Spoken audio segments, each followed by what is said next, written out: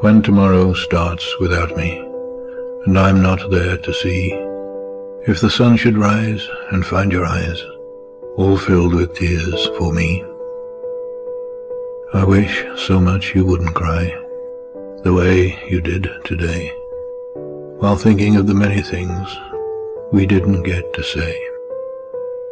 I know how much you love me, as much as I love you, and each time that you think of me, I know you'll miss me too. But when tomorrow starts without me, please try to understand that an angel came and called my name and took me by the hand. Oh, a little. My life has been so long, I don't know where to start. So what did you want to start at? Teenager. At that time there was no television, okay? And it was just the radio. So we were very limited during the war, and everything was rationed. And what we had to do for entertainment is go to the nearest town, the movies, once or twice a week with her friends. And we went hunting. Yeah, we went hunting for rabbits, and we had dogs that were very good at hunting. Sell the rabbits and make some money for ourselves. Yeah. So there was the war in Europe. America came into it too, but Ireland wasn't at war. The southern part, the northern part, is belonging to England. 6 counties out of the 32. England owned 6 of them. But the other 26 was the peace. And we were in the Home Guard when we were in our teens. That means we had to go in and train every week for an invasion or whatever. Our fun was reading books, going to the library, going to the movies, hunting on Sundays, get out of school or so, and helping on the farm. Now, is that a small scope of my early days? Well, I was in England, and I was in the RAF. You know what the RAF is? The English Air Force. And then I was in Germany and Holland and Belgium and all those countries. And then I came back to England, and I decided to go to Canada. Well, I wanted to come to this country, but I had nobody here, so, you couldn't come. But if you went to Canada, if you lived in Canada over a year, 15 months, then you could apply for citizenship here. So I did that, and that's how I came in. You can change it if you want to. There was hardly any guys, didn't see any guys around. 8 or 9 million of them killed during the war over in Germany. But the only way at that time they had in Ireland, they closed closed the ports. That means you couldn't leave the country. The only way you could leave the country was, which was a horrible thing, I don't know why, you either had to go in the coal mines or join the British service. So I did that, and if I had waited another year, I wouldn't have to do that because they opened the port and you could go where you wanted it. But this country, you couldn't go because unless you had somebody here to claim you in and tell you, get a job for you and take care of you if you didn't get the job. Otherwise, you couldn't get in here.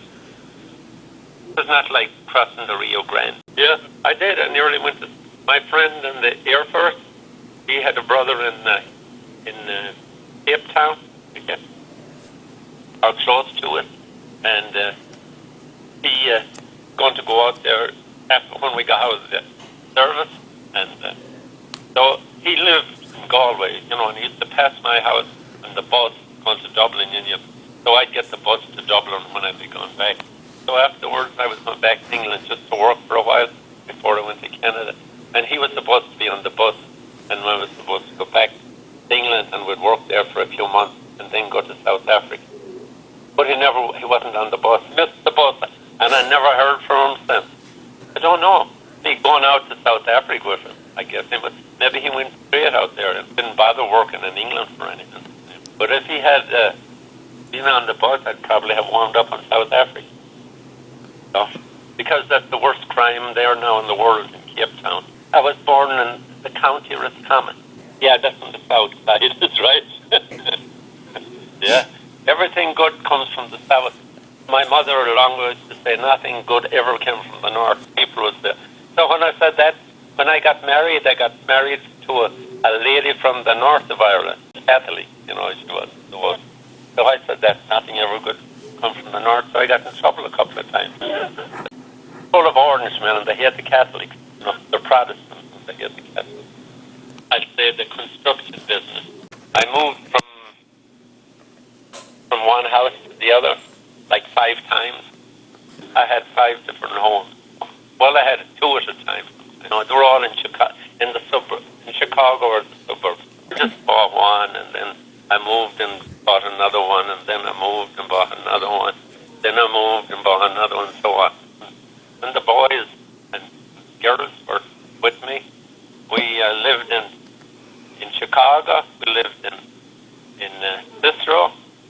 We moved to Hickory Hills. Then we moved to Palisades, and then that's when they all left me.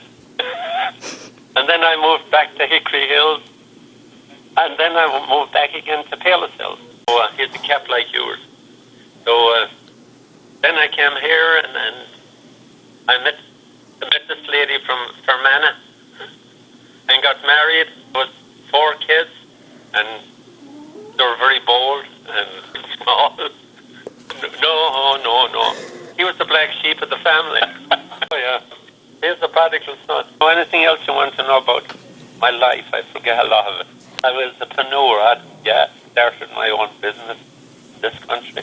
Maureen and Teresa, they worked in, where they worked, restaurants and things like that, and Teresa helped me a couple of times, and Maureen did too.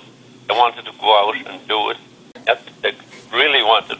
But Brendan didn't like it too good. He'd be home from school, and he'd be watching television, and I'd pull up outside, and he'd know the minute he'd see the truck coming around the block. Oh, he's going to spoil my day again, or you ruin my day. So I'd say, hey, come on, let's go. I want you for a clean-up job out. There's a lot of stuff that happens, from time. I'd have to have you here a week, and I could tell you a lot of stories of my life. Storyteller, like the old days. I was telling your dad last night a little darky joke. There was a guy that he was in this country. He was from this country. Stephen Foster. He used to write a lot of songs, old songs. That was before the politically correct stuff came out, and it started out like this.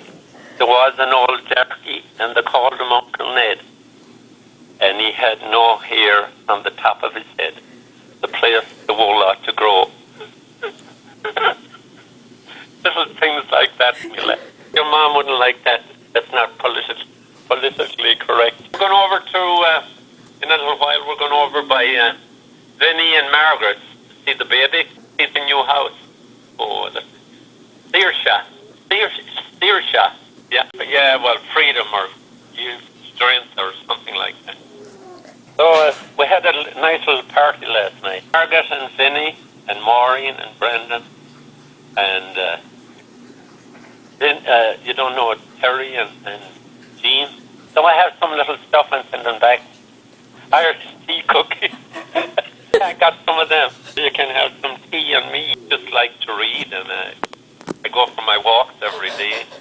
Or not every day, but 5 days a week at least, I can. I visit my kids and my grandkids, and we get along good together. I think everybody is healthy. I'm proud of all my grandkids, especially one little girl that I see jumping into the air and standing on her tiptoes. Very, very, very impressive. They're lovely. Yeah. Me, your dad. He drinks a lot of tea too.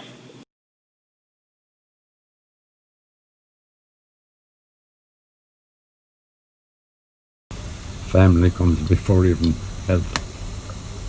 Definitely before wealth. Look at the family I have around me now. Everybody's loving me because I'm sick. They're there. You can be loving and happy with somebody because they're there. But when they're in the hospital and out of sight, people forget about it. To me, nobody forgot about me. And I know all of my family. Anything God forbid happens to them like this, it'll be the same thing.